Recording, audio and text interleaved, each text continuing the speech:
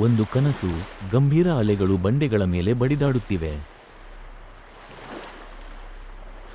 ಸಮುದ್ರದ ಆಳದಲ್ಲಿ ಒಂದು ವಿಚಿತ್ರ ಕತ್ತಿ.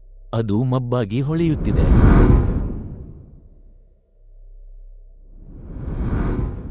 ಅದು ಕಣ್ಣ ಮುಂದೆ ಬಂದೊಡನೆ ಅರ್ಜುನನಿಗೆ ಎಚ್ಚರವಾಗುತ್ತದೆ. ಅವನು ಗಾಬರಿಯಿಂದ ಬೆವರುತ್ತಿದ್ದಾನೆ. ಉಸಿರಾಟ ತೀವ್ರ. ಅವನ ತಂದೆ ತಾಯಿ ಕೂಡ ಎಚ್ಚರವಾಗುತ್ತಾರೆ. ಅವನ ತಂದೆ, ಏನೋ ಮತ್ತೆ ಅದೇ ಕನಸ? ಅರ್ಜುನ್ ಎಂದು ಮುಖ ಆಡಿಸುತ್ತಾನೆ. ಅವನ ತಾಯಿ ಅಲ್ಲಿಂದ ಎದ್ದು ದೇವರ ಕೋಣೆಗೆ ಹೋಗಿ ಕೈಮುಗಿದು ಪ್ರಸಾದ ತಂದು ಅವನಿಗೆ ಹಚ್ಚುತ್ತಾಳೆ. ಬೆಳಗ್ಗೆ ಸೂರ್ಯನ ಬೆಳಕು ಕಿಟಕಿಯಿಂದ ಒಳಗೆ ಬರುತ್ತಿದೆ. ಅವನ ಮುಖದಲ್ಲಿ ಕುತೂಹಲವೂ ಇದೆ. ಅವನು ತಕ್ಷಣ ಒಂದು ಪೇಪರ್ ಪೆನ್ ತೆಗೆದುಕೊಂಡು ಕನಸಿನಲ್ಲಿ ಕಂಡಿದ್ದೆಲ್ಲ ಚಿತ್ರಿಸುತ್ತಿದ್ದಾನೆ.